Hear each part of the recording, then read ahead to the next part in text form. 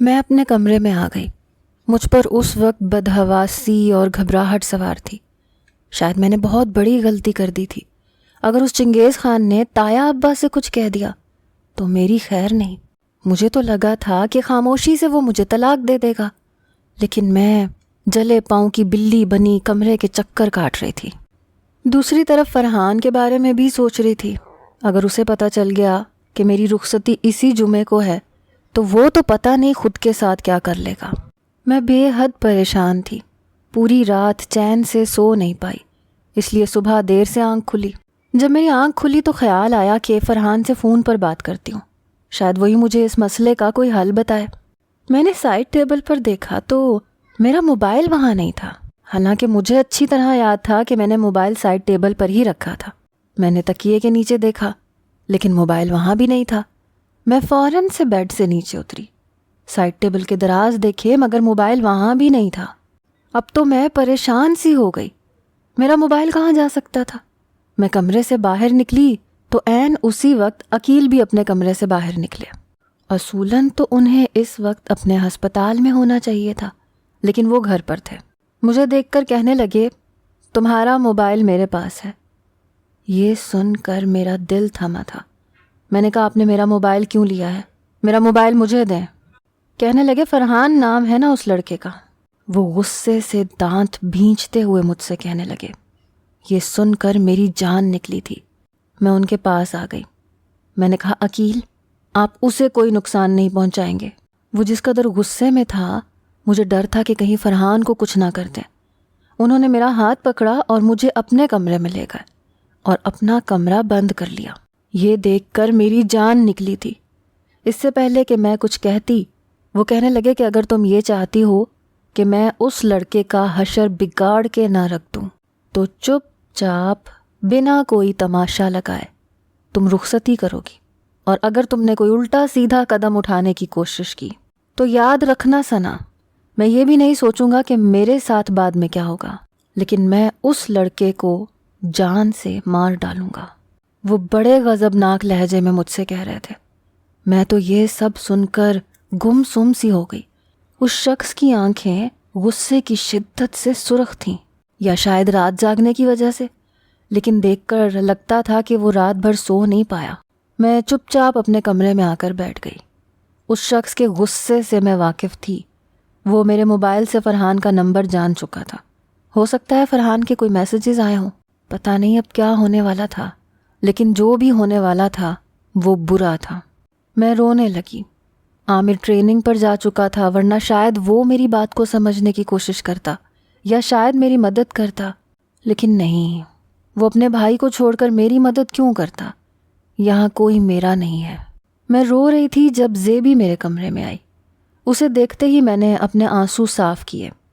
کہنے لگی، ثنا، یہ ڈاکٹر تو تمہارا پکا عاشق نکلا۔ جانتی ہو نیچے تایا ابا سے بحث کر رہے ہیں کہ رخصتی اسی جمعے کو چاہیے۔ وہ مسکراتے ہوئے مجھے بتا رہی تھی، لیکن میں چپ تھی۔ جانتی تھی کہ اس کی ضد کے آگے تایا ابا بھی ہار مان جائیں گے۔ زیبی کہنے لگی، تمہیں کیا ہوا ہے؟ تم کیوں گمسم سی بیٹھی ہو؟ پھر خود سے ہی کہنے لگی، اچھا، تمہیں یقین نہیں آ رہا ہوگا کہ ڈاکٹر صاحب تمہارے لیے اتنے اتاولے ہو رہے ہیں کہ ابا سے ہی جھگڑ پڑے۔ میں نے تب بھی کوئی جواب نہیں دیا۔ زیبی کہنے لگی، تم کیوں چپ ہو ثنا؟ کیا بات ہے؟ میں شاید اپنے آپ میں نہ تھی۔ میں نے کہا، زیبی، مجھے ڈر لگ رہا ہے۔ میں بالکل ہذیانی سی کیفیت میں جا چکی تھی۔ وہ کہنے لگی، کس سے؟ میں نے کہا، رخصتی سے، عقیل سے، اس کے ساتھ اکیلے کمرے میں جانے سے۔ یہ کہہ کر میں نے زیبی کو دیکھا، پھر اس کے گلے لگ کر رونے لگی۔ اس نے مجھے اپنے ساتھ لگا لیا۔ کہنے لگی، پاگل، کیوں اتنا گھبرا رہی ہو؟ کوئی کھا تھوڑی جائے گا تمہیں۔ عقیل بہت اچھا اور سمجھدار قسم کا شخص ہے ثنا، تمہیں انڈرسٹینڈ کرے گا، اور ایسا خوف شاید سبھی لڑکیوں کو ہوتا ہے، فطری سی بات ہے۔ اسے لگا شاید مجھے شادی کے رشتے سے خوف آ رہا ہے، لیکن مجھے عقیل کے ساتھ تنہائی کا سوچ کر ڈر لگ رہا تھا۔ پتہ نہیں میرے ساتھ کیا سلوک کرتا۔ زیبی کمرے سے باہر جا چکی تھی۔ ایک طویل بحث کے بعد ہوا وہی تھا جو عقیل چاہتا تھا۔ 2 دن بعد جمعہ تھا۔ 2 دن میں رخصتی کی تیاری ایمرجنسی اصولوں کے تحت ہوئی تھی۔ عامر جمعے کی صبح ہی پہنچا تھا۔ سب کو اپنی اپنی تیاریوں کی پڑی تھی اور مجھے فرحان کی فکر ستائے جا رہی تھی۔ میں نے سوچا کہ مجھے زیبی کے فون سے فرحان کو کال کرنی چاہیے، لیکن پھر میں سوچنے لگی کہ کہیں کچھ غصے میں آ کر کچھ کر نہ گزرے، پتہ نہیں اس کا کیا حال ہوگا۔ میں بے حد پریشان تھی۔ کچھ ہی دیر میں امی میری شادی کا جوڑا لے آئیں، کہنے لگیں تیار ہو جاؤ، کچھ ہی دیر میں پارلر والی آ جائے گی۔ اس کے بعد رخصتی کی تیاری۔ اتنی جلدی میں ہال کا ارینجمنٹ تو ہوا نہیں ہے، گھر پر ہی ہوگی، زیادہ مہمان بھی نہیں آئیں گے۔ اتنی افراتفری مچائی ہے اس لڑکے نے کہ بس سوجھ بوجھ ہی گم کر کے رکھ دی ہے۔ میں خاموشی سے تیار ہو گئی، اس کے ساتھ اسٹیج پر بھی بیٹھ گئی۔ اس بار وہ بھی خاموش تھا، بالکل چپ تھا۔ سب لوگ ہنس رہے تھے، باتیں کر رہے تھے، ہمارے ساتھ تصویریں کھنچوا رہے تھے، لیکن میں بالکل گمسم تھی، ہر احساس سے جیسے عاری ہو چکی تھی۔ کچھ ہی دیر میں رخصت ہو کر مجھے اس کے کمرے میں بٹھا دیا گیا۔ کچھ ہی دیر میں وہ کمرے میں آئے، کمرے کا دروازہ بند کیا، میرے پاس آ کر بیٹھ گئے۔ میں بالکل چپ تھی۔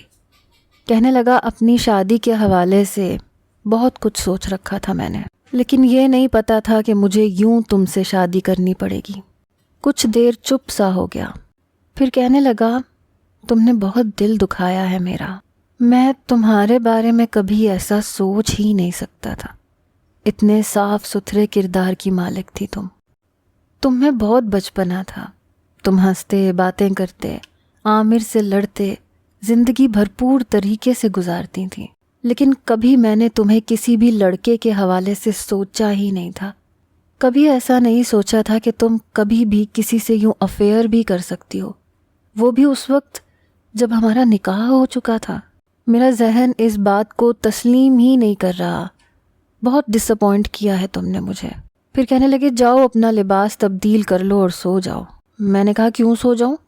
آج سہاگ رات ہے نا ہماری، بہت شوق تھا آپ کو رخصتی کا، تو میں کیوں سو جاؤں؟ اپنا شوق پورا کریں ڈاکٹر صاحب، اپنی گولڈن نائٹ کو پورے ذوق و شوق سے منائیں۔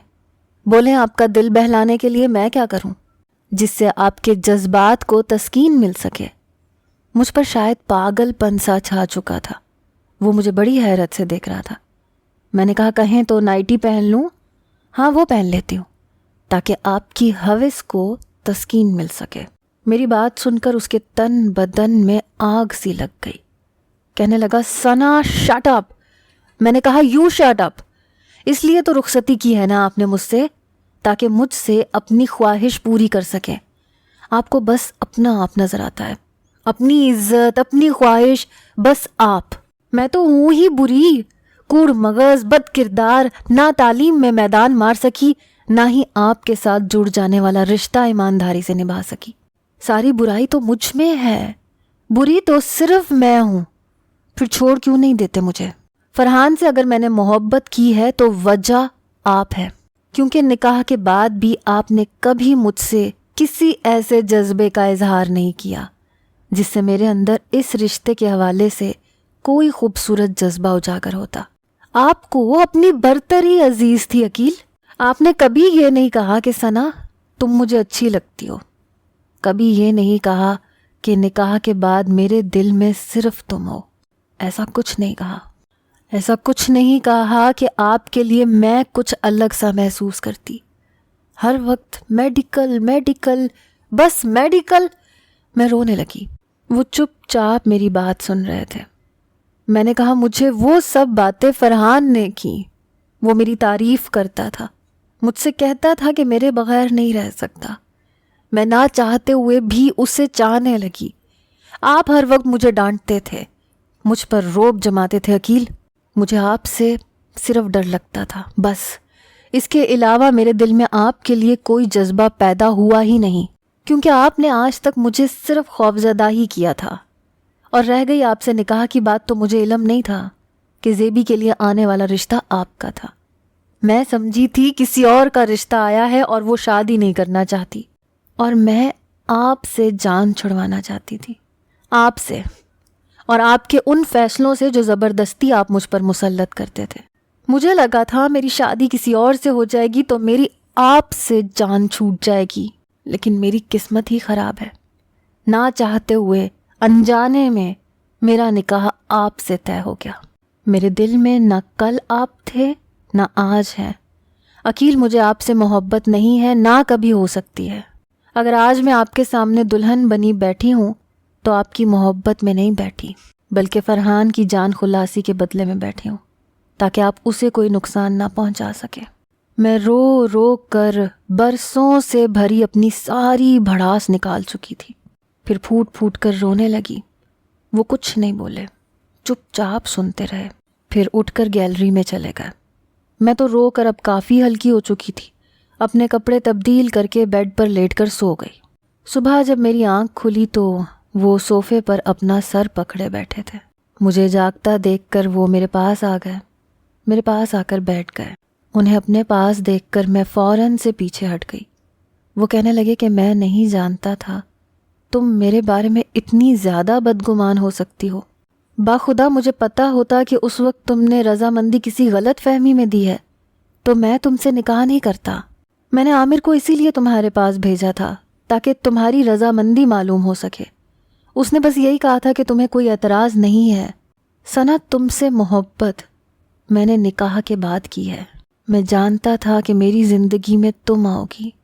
پچھلے 8 ماہ سے تم میرے نکاح میں ہو، اور ان 8 ماہ میں نے تمہیں بے انتہا چاہا ہے۔ میں تمہیں چھوڑ نہیں سکتا، اور بیوی کو تو کوئی بھی نہیں چھوڑ سکتا۔ کون چھوڑتا ہے تم بتاؤ؟ کیا ہمارے خاندان میں کبھی ایسا ہوا ہے؟ میں نے کہا کہ میں دل سے صرف اور صرف اسی سے محبت کرتی ہوں، آپ سے کبھی نہیں کر سکتی۔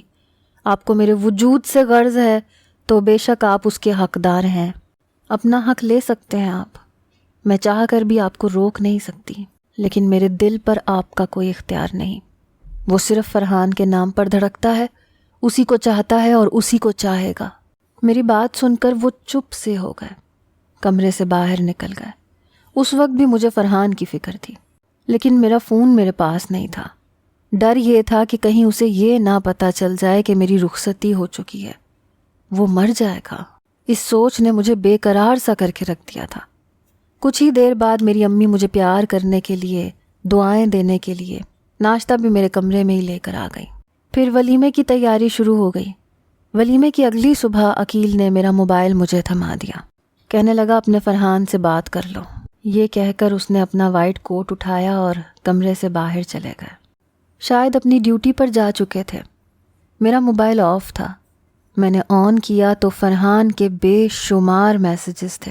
کئی بار وہ مجھے کال کر چکا تھا، لیکن جب میں نے اسے کال کی تو اس کا موبائل بند تھا۔ جب میں نے اس کے میسیجز پڑھے تو میرے ہوش اڑ کے رہ گئے۔ اس میں لکھا تھا کہ میں پچھلے 2 سال سے کمپیوٹر کورس کر رہا تھا، کیونکہ مجھے کمپیوٹر میں دلچسپی تھی، اور میں نے تم سے ذکر بھی کیا تھا۔ مجھے یاد آنے لگا کہ اس نے مجھ سے یہ بات کہی تھی کہ اس کی دلچسپی کمپیوٹرز میں تھی۔ وہ کمپیوٹر میں ہی آگے کچھ پڑھنا چاہتا تھا، لیکن اپنے والد کی وجہ سے وہ میڈیکل کر رہا تھا۔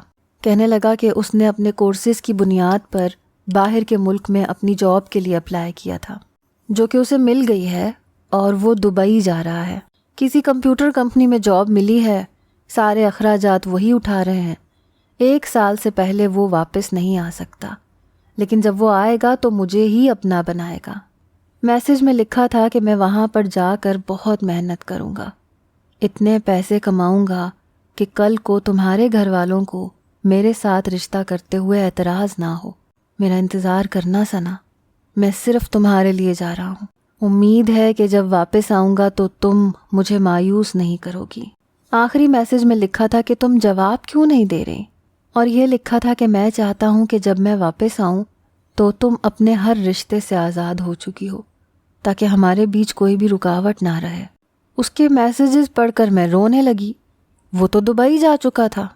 شام کو جب عقیل واپس آئے تو مجھے یوں افسردہ دیکھ کر کہنے لگے، میں سوچ چکا ہوں کہ جو تم چاہتی ہو وہی کر دوں گا، چھوڑ دوں گا تمہیں، کیونکہ جب تمہارا دل میرا نہیں ہے تو پھر بے فضول ہے ساتھ رہنا۔ مجھے ان پر غصہ آنے لگا۔ میں نے کہا جا چکا ہے وہ یہاں سے 1 سال کے لیے۔ یہ سن کر وہ میرے پاس آئے، کہنے لگے کہاں چلا گیا؟ میں نے کہا میرے لیے وہ دبئی چلا گیا تاکہ پیسے کما سکے، تاکہ کل کو میرے گھر والوں کو اس بات پر اعتراض نہ ہو کہ وہ ہماری کلاس کا نہیں ہے۔ محبت اسے کہتے ہیں جیسی فرحان مجھ سے کرتا ہے۔ وہ میرے لیے کچھ بھی کر سکتا ہے اور کر رہا ہے۔ میری بات سن کر انہوں نے اپنی دونوں مٹھیاں بھینچی تھیں، جیسے اپنا غصہ ضبط کر رہے ہوں۔ شاید سچ سننے کی ان میں ہمت نہیں تھی۔ کہنے لگے تم کیا چاہتی ہو؟ کہو تو تمہیں چھوڑ آتا ہوں اس کے پاس ہی، چند ہی دنوں میں دبئی کا ویزا لگوا دوں گا۔ میں نے کہا اگر آپ ایسا کر دیں تو بہت احسان مند رہوں گی میں آپ کی۔ وہ کہنے لگے تم اپنی تیاری شروع کر دو۔ واقعی چند دن لگے جب انہوں نے میرے سامنے دبئی کی ٹکٹیں رکھی۔ سب کو یہی لگ رہا تھا کہ ہم دبئی ہنی مون ٹرپ پر جا رہے ہیں۔ جہاز کا پورا سفر خاموشی سے گزرا۔ ہوٹل کے کمرے میں آ کر کہنے لگے تم آرام کر لو، کچھ کھانا ہے تو بتا دو۔ میں نے کہا مجھے کچھ نہیں کھانا، میں کافی تھک چکی تھی، اس لیے لیٹتے ہی سو گئی۔ شام کو میری آنکھ کھلی۔ اس وقت بھی وہ ہوٹل کے کمرے کی گیلری میں کھڑے تھے۔ میں اٹھ کر گیلری میں آ گئی، دیکھا تو وہ سگریٹ پی رہے تھے، حالانکہ آج تک میں نے کبھی انہیں سگریٹ پیتے نہیں دیکھا تھا۔ میں ان کے پاس آ کر کھڑی ہو گئی، شاید کسی گہری سوچ میں تھے۔ جیسے ہی مجھ پر نظر پڑی تو ہاتھ میں پکڑی سگریٹ پھینک دی اور جوتے سے اسے مسلنے لگے۔ پھر مجھ سے پوچھا کہ تمہارا رابطہ ہوا فرحان سے؟ میں نے کہا نہیں، شاید اس نے سم چینج کر لی، کیونکہ پاکستان کی سم شاید دبئی میں چلتی نہیں ہے۔ کہنے لگے کہ پھر دبئی کا نمبر نہیں دیا اس نے تمہیں یہ بتایا ہے کہ کس کمپنی میں جاب کرتا ہے؟ میں کل ہی جا کر اس سے رابطہ کر لوں گا۔ یہ سن کر میں کچھ تذبذب کا شکار ہوئی۔ مجھے فرحان نے تو کسی بھی کمپنی کا نام نہیں بتایا تھا۔ میں نے کہا کہ وہ بھی مجھے نہیں پتا۔ میری بات سن کر انہوں نے مجھے حیرت سے دیکھا۔ کہنے لگے تمہارا مطلب ہے کہ تمہارا فرحان سے کوئی رابطہ نہیں ہے؟ تم نے اسے نہیں بتایا کہ تم دبئی آ رہی ہو؟ میں نے کہا میں کیسے بتاتی، اس کا فون بند جا رہا تھا، بس اس کے میسیجز میں نے پڑھے تھے۔ شاید جب تک میرے پاس فون آیا وہ جا چکا تھا، شاید اس نے اپنی سم چینج کی ہے، وہ نہیں جانتا کہ میں اس کے پیچھے یہاں دبئی تک آ گئی ہوں۔ وہ کہنے لگے کچھ تو بتایا ہوگا، کہاں کام کرتا ہے، کس ایریا میں اس کی کمپنی ہے، کہاں ہے اس کی کمپنی؟ میں نے کہا یہ مجھے نہیں پتا، مجھے کچھ بھی نہیں بتایا کہ وہ کس کمپنی میں جاب کرتا ہے۔ اور تم یہاں دبئی آ گئی اپنے فرحان کو ڈھونڈنے؟ ثنا تم جیسی بے وقوف لڑکی میں نے اپنی زندگی میں نہیں دیکھی۔ یعنی کہ میں تمہیں الو کا پٹھا نظر آتا ہوں جو اپنے ہسپتال سے بڑی مشکل سے چند دن کی چھٹی لے کر، اپنے سارے کام چھوڑ کر تمہیں دبئی تمہارے عاشق کے پاس چھوڑنے آیا ہوں، جس سے تمہیں بہت طوفانی محبت ہے اور وہ بھی تمہارے لیے جان دے سکتا ہے۔ آر یو میڈ ثنا؟ میں نے کہا مجھے ان باتوں کا کیا پتا، لیکن میں جانتی ہوں کہ وہ مجھ سے محبت کرتا ہے اور میں بھی اس سے پیار کرتی ہوں۔ اسے کیا خبر تھی کہ میں اس سے دبئی ملنے آؤں گی؟ وہ طنزیہ مسکرائے، کہنے لگے واہ کیا محبت ہے، تمہیں یہ تو پتہ ہی نہیں ہے کہ وہ کس کمپنی میں کام کرتا ہے، کہاں جاب کرتا ہے، اپنا کوئی پتہ اس نے تمہیں دیا ہی نہیں ہے، اور دعوے کرتا ہے جان دینے کے۔ اب تم مجھے یہ بتاؤ کہ میں اسے کہاں ڈھونڈوں؟ کیا فرحان فرحان کرتا ہوا گلیوں میں پکارتا رہوں کہ وہ کہاں ہے؟ وہ غصے سے مجھے دیکھ رہا تھا۔ میں چپ ہو گئی۔ پھر کہنے لگا اچھا ہی ہوا کہ تمہیں کسی اور سے محبت ہو گئی، کیونکہ میں تم جیسی بے وقوف لڑکی کے ساتھ زندگی نہیں گزار سکتا تھا۔ یہ کہہ کر وہ کمرے سے چلے گئے۔ مجھے ان پر غصہ آ رہا تھا، رونا بھی آ رہا تھا۔ اتنے بڑے دبئی میں کہاں پر فرحان کو ڈھونڈوں گی اور کیسے ڈھونڈوں گی؟ اور اس پر اب یہ شخص مجھے تانے ہی دیتا رہے گا، یہی سناتا رہے گا کہ اس وجہ سے اس کے اتنے پیسوں کا نقصان ہو گیا، جس کام کے لیے آیا ہے وہ بھی نہیں ہوا۔ میں ابھی یہی سوچ رہی تھی کہ جب عقیل نے مجھے آواز دی۔ کہنے لگے اس کا کوئی دوست ہے تو رابطہ کرو اس سے، کسی سے تو کچھ کہہ کر آیا ہوگا۔ میں یہاں پر صرف 10 دن رہ سکتا ہوں، ان 10 دنوں میں اگر وہ تمہیں مل گیا تو ٹھیک ہے، ورنہ میں پاکستان چلا جاؤں گا، اور میں 1 سال تمہیں اپنے ساتھ نہیں رکھ سکتا ثنا، اتنی بڑی آزمائش میں نہیں دے سکتا۔ تو جو کرنا ہے بس ان 10 دنوں میں کر لو، جہاں اسے ڈھونڈ سکتی ہو ڈھونڈ لو۔ ان کی بات سن کر میں کمرے میں آ گئی۔ میں نے کہا کہ اگر فرحان 10 دنوں میں نہیں ملا تو کیا کریں گے؟ کہنے لگے یہ تم مجھے بتاؤ گی، کیونکہ میں 1 سال تمہیں نہیں دے سکتا۔ 1 سال تم میرے کمرے میں رہو، میری آنکھوں کے سامنے رہو، میں صبر کی کوئی بھی ایسی آزمائش تمہیں نہیں دے سکتا۔ یا تو تم فرحان کو ڈھونڈ لو یا پھر اپنا دل بدل لو۔ یہ کہہ کر وہ کمرے سے باہر چلے گئے۔ میں نے کہا اتنا آسان نہیں ہے دل بدلنا، دل نہ ہو گیا کرائے کا گھر ہو گیا۔ میں نے اپنے موبائل سے اپنی یونیورسٹی کے ان تمام کلاس فیلوز سے رابطہ کیا جو فرحان کو جانتے تھے، لیکن وہ کسی سے بھی کچھ کہہ کر نہیں گیا تھا، کیونکہ اس کی سب سے زیادہ دوستی مجھ سے تھی۔ میرے علاوہ کسی سے بھی زیادہ بات چیت نہیں کرتا تھا، وہ ہر بات مجھے ہی بتاتا تھا، لیکن اس بار تو مجھے ادھوری بات بتائی تھی، یا اسے شاید یہ لگا کہ میں پاکستان میں رہ کر اس کا انتظار کروں گی۔ رات کو جب عقیل کمرے میں آیا تو کہنے لگے کہ کھانا کھا لو اور مجھے اس کی ڈیٹیلز بتاؤ، میں کوشش کرتا ہوں۔ میں اس کے بارے میں زیادہ کچھ جانتی ہی نہیں تھی، جتنا جانتی تھی وہ سب بتا دیا۔ کہنے لگے نہ تو تمہیں پاکستان میں اس کے گھر کا پتہ ہے، نہ یہ پتہ ہے کہ پاکستان میں وہ کہاں رہتا ہے، نہ یہ کہ اس کے والد کا کلینک کہاں ہے۔ ثنا تم کچھ بھی نہیں جانتی اس کے بارے میں؟ مجھے حیرت سے دیکھ رہے تھے۔ پھر کہنے لگے کہ آج کل کی لڑکی محبت کرنے سے پہلے لڑکے کا بینک بیلنس تک معلوم کر لیتی ہے، اس کے پورے خاندان کے بارے میں جان لیتی ہیں لڑکیاں۔ ارے ایک لڑکے نے تم سے محبت کے 4 جملے بولے اور تم اس پر فدا ہو گئی۔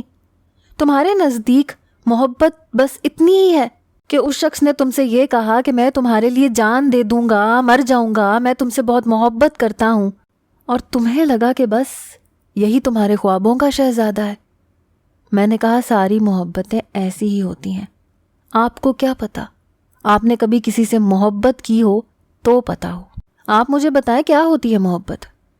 میرے اس سوال پر وہ کچھ دیر غور سے مجھے دیکھ کر کہنے لگے کسی دن بتاؤں گا تمہیں کہ محبت کیا ہوتی ہے۔ پھر کہنے لگے چلو 1-2 کمپیوٹر کمپنیز ہیں جہاں سے مجھے یہ انفارمیشن ملی ہے کہ کچھ نئے نوجوان وہاں پر پاکستان سے آ کر جاب کر رہے ہیں، میرے ساتھ چلو، اب دیکھنا کون ہے تمہارا ہیرو۔ بلکہ اب تو مجھے بھی بڑی دلچسپی ہے کہ اسے دیکھوں کہ وہ کون ہے۔ اگلے روز صبح ہی صبح وہ مجھے 3-4 کمپنیوں میں لے کر گئے، لیکن فرحان ان میں سے کوئی بھی نہیں تھا۔ رات کو وہ مجھے ریسٹورنٹ میں لے گئے، کھانے کا آرڈر کیا۔ ابھی کھانا آیا نہیں تھا کہ ان کے فون پر کال آنے لگی، لیکن ریسٹورنٹ کافی بند تھا، اس لیے سروس ٹھیک سے نہیں آ رہی تھی۔ کہنے لگے تم یہیں بیٹھو، میں بس بات کر کے آتا ہوں۔ میں نے 1-2 لوگوں کو کہہ رکھا تھا کہ شاید فرحان کا کوئی پتہ لگ جائے۔ یہ کہہ کر وہ ریسٹورنٹ سے باہر چلا گیا۔ میں وہاں اکیلی بیٹھی تھی۔ کچھ دیر بعد ایک نوجوان میرے پاس آیا، کہنے لگا وہ جو صاحب آپ کے پاس بیٹھے تھے وہ آپ کو بلا رہے ہیں۔ میں نے کہا کہاں بلا رہے ہیں؟ کہنے لگا آپ میرے ساتھ چلیں۔ میں اس لڑکے کے ساتھ چلی گئی۔ اسی ریسٹورنٹ کے اوپر ایک بہت بڑا ہوٹل تھا، دروازہ بیرونی جانب تھا اور دوسرا دروازہ ہوٹل کے اندرونی جانب تھا۔ وہ نوجوان مجھے ہوٹل کے اندر لے گیا جہاں بہت بڑی لابی تھی۔ اس نے ریسیپشنسٹ سے کمرے کی چابی لی، مجھے لفٹ کے اندر لے جانے لگا۔ میں نے کہا آپ مجھے کہاں لے جا رہے ہیں؟ کہنے لگا دیکھیں وہ صاحب مجھے جہاں آپ کو لانے کے لیے کہہ کر گئے ہیں میں آپ کو وہیں لے جا رہا ہوں۔ وہاں سے وہ مجھے دوسری منزل پر لے گیا جہاں ایک کوریڈور تھا، دونوں اطراف ہوٹل کے کمرے بنے ہوئے تھے۔ میں حیران تھی کہ عقیل یہاں پر مجھے کیوں بلا رہے ہیں۔ وہ لڑکا مجھے ایک کمرے کے پاس لے گیا، جلدی سے اس نے کمرہ کھولا۔ میں حیران تھی کہ اگر عقیل اندر ہیں تو وہ چابی سے کمرہ کیوں کھول رہا ہے۔ میں کمرے کے اندر نہیں گئی۔ کہنے لگا اندر آ جائیے۔ میں نے کہا نہیں، پہلے تم میرے شوہر کو باہر بلاؤ، جب تک میں اپنے شوہر کو نہیں دیکھوں گی میں اندر نہیں جاؤں گی۔ اس نے میرا ہاتھ پکڑا اور مجھے کمرے میں کھینچ لیا اور ساتھ ہی کمرے کا دروازہ بند کر دیا۔ میری تو جیسے جان نکل گئی۔ کہنے لگا یہاں کوئی نہیں ہے، میں کب سے تمہیں دیکھ رہا تھا، تم مجھے بہت خوبصورت لگ رہی تھی، میں تو موقع کی تلاش میں تھا کہ اگر میرا چانس لگا تو لگا لوں گا۔ جیسے ہی تمہارا شوہر باہر گیا میں نے جھوٹ بولا تم سے اور تم خود ہی میرے ساتھ آ گئی۔ یہ سن کر تو میرے ہوش اڑ گئے۔ میں نے اس سے اپنا ہاتھ چھڑوانا چاہا لیکن تب تک وہ مجھے بیڈ پر لے جا چکا تھا۔ میں چیخنے چلانے لگی تو اس نے میرے منہ پر ہاتھ رکھ دیا۔ میں اپنا بچاؤ کرنے لگی، اپنے آپ کو اس شخص سے چھڑوانے لگی، لیکن وہ زبردستی مجھ پر مسلط ہونے کی کوشش کر رہا تھا۔ میرے کپڑے بھی پھاڑ چکا تھا۔ میں بے بسی سے رو رہی تھی جب اچانک سے ہوٹل کے کمرے کا دروازہ کھلا۔ وہ نوجوان فوراً سے پیچھے ہٹ گیا۔ دروازے پر عقیل کھڑا تھا۔ عقیل کو دیکھ کر میں نے شکر ادا کیا۔ اس نوجوان کو پیچھے کر کے بھاگ کے میں عقیل کے ساتھ لگ گئی۔ عقیل نے اپنے بازو سے مجھے اپنے پیچھے کیا۔ اسے کہنے لگا، تمہاری ہمت کیسے ہوئی یہ سب کرنے کی؟ عقیل کہنے لگا، اگر میں کیمرہ آن نہ کرواتا تو میری بیوی کے ساتھ یہ کچھ بھی کر جاتا۔ عقیل مینیجر پر چلائے جا رہا تھا۔ وہ لڑکا معافیاں مانگنے لگا، پھر پولیس کو بھی انفارم کر دیا گیا۔ مینیجر کہنے لگا کہ میں اسے پولیس کے حوالے کر دوں گا، لیکن پلیز آپ ہماری کمپلین مت کیجیے گا۔ عقیل کہنے لگا کہ اگر یہ شخص مجھے باہر نظر آ گیا تو میں آپ کے ہوٹل کے خلاف کمپلین کروا دوں گا۔ وہ مجھے اپنے ساتھ لے کر باہر آئے، اپنا کوٹ اتار کر مجھے پہنا دیا، پھر مجھے سیدھا ہوٹل سے باہر لے گئے۔ میں بس روئے جا رہی تھی۔ وہ مجھے واپس ہوٹل میں لے گیا۔ ہوٹل کے کمرے میں جا کر انہوں نے میرا بازو پکڑ کر مجھے غصے سے دیکھا۔ کہنے لگے، اتنے بے وقوف ہو تم کہ تمہیں کوئی بھی شخص کچھ بھی کہے گا اور تم اس کے ساتھ چلی جاؤ گی۔ کیوں گئی تھی اس کے ساتھ؟ وہ بہت غصے میں مجھے ڈانٹ رہے تھے۔ اس بار تو قصور میرا ہی تھا۔ مجھے یوں منہ اٹھا کے اس کے ساتھ نہیں جانا چاہیے تھا۔ میں نے کہا، وہ کہہ رہا تھا آپ نے بلایا ہے۔ کہنے لگے، کوئی تم سے کچھ بھی کہے گا تم مان لو گی ثنا؟ اندازہ ہے تمہارے ساتھ کیا ہو سکتا تھا؟ انہوں نے میرا ہاتھ چھوڑ دیا۔ میں بے اختیار ان کے ساتھ لگ کر رونے لگی۔